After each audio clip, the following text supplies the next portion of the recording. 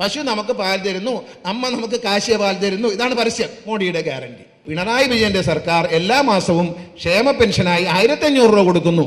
അത് കൊടുക്കാതിരിക്കാൻ വേണ്ടിയുള്ള പരിപാടി കേന്ദ്ര സർക്കാർ നോക്കുന്നു. ആകെ കേരളത്തിലാണ് മോഡിയുടെ തെറ്റുകളെ പ്രതിഷേധിച്ചുള്ളത്. രാഹുൽ ഗാന്ധിക്ക് പോലും പേടിയാ, ഓടിച്ചെന്ന് കെട്ടിപ്പിടിക്കുക, അമ്മ എന്നെ ഉപദ്രവിക്കല്ലേ വച്ചാട്ട എന്നുള്ളൊരു സമീപനമാണ് പുള്ളിയും. നരേന്ദ്രമോദിയുടെ ഒരു സ്ഥിരം പരിപാടികൾ വെച്ചിട്ട് സാധ്യതയുള്ളത് വടക്കേ ഇന്ത്യയിൽ ആദ്യം തെരഞ്ഞെടുപ്പ് നടത്തും.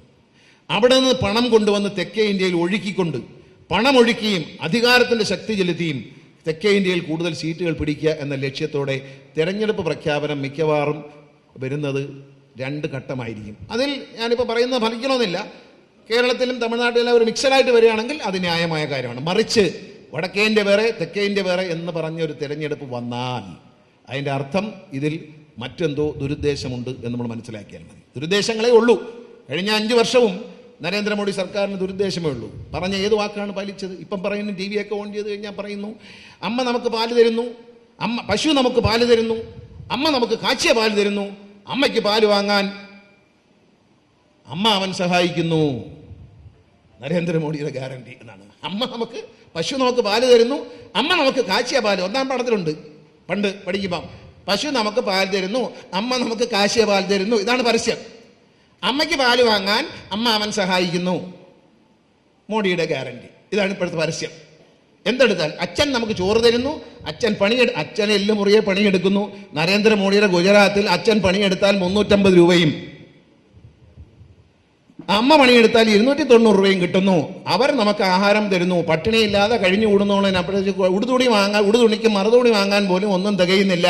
കേരളത്തിൽ പിണറായി വിജയന്റെ സർക്കാർ എല്ലാ മാസവും ക്ഷേമ പെൻഷനായി 1500 രൂപ കൊടുക്കുന്നു. അത് കൊടുക്കാതിരിക്കാൻ വേണ്ടിയുള്ള പരിപാടി കേന്ദ്ര സർക്കാർ നോക്കുന്നു.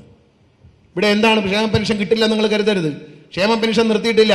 500 രൂപ ക്ഷേമ പെൻഷൻ കൊടുത്തിരുന്നു UDFന്റെ കാലത്ത്. അത് 1-ാം പിണറായി സർക്കാർ 1500 വർദ്ധിപ്പിച്ചു, എല്ലാ മാസം കൊടുത്തുകൊണ്ടിരുന്നു.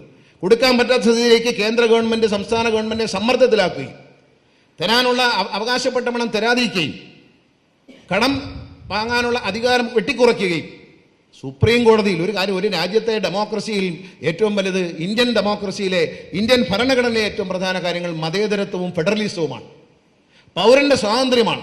ഇതെല്ലാം ഹനിക്കപ്പെടുന്നില്ലേ? പൗരത്വ നിയമം കൊണ്ടുവന്നു, കോൺഗ്രസ്സുകാർ മിണ്ടിയിട്ടുണ്ടോ? ഒരക്ഷരം. നാണയം നിരോധിച്ചു. നമ്മൾ പാറശാല മുതൽ കാസർഗോഡ് വരെ മനുഷ്യ മതിൽ തീർത്തു. LDF കോൺഗ്രസ്സുകാർ എവിടെയെങ്കിലും സമരം ചെയ്തിട്ടുണ്ടോ? കർണാടകത്തിൽ സമരം ഉണ്ടായിരുന്നോ നോട്ട് നിരോധിച്ചതിനെതിരെ? തമിഴ്നാട്ടിൽ സമരം ഉണ്ടായിരുന്നോ? ഇല്ല. ആകെ കേരളത്തിലാണ് മോഡിയുടെ തെറ്റുകളെ പ്രതിഷേധിച്ചുള്ളത്. ഇവിടെ പൗരത്വ ബില്ല് വന്നു, കർണാടകത്തിൽ സമരം ഉണ്ടായിരുന്നോ? കേരളത്തിലേ ഉള്ളായിരുന്നു സമരം. LDF ആണ് സമരത്തിന് മുമ്പിൽ നിന്നപ്പോഴും. ഇതിനെ എതിർത്തത് LDFന്റെ ആൾക്കാരാണ്.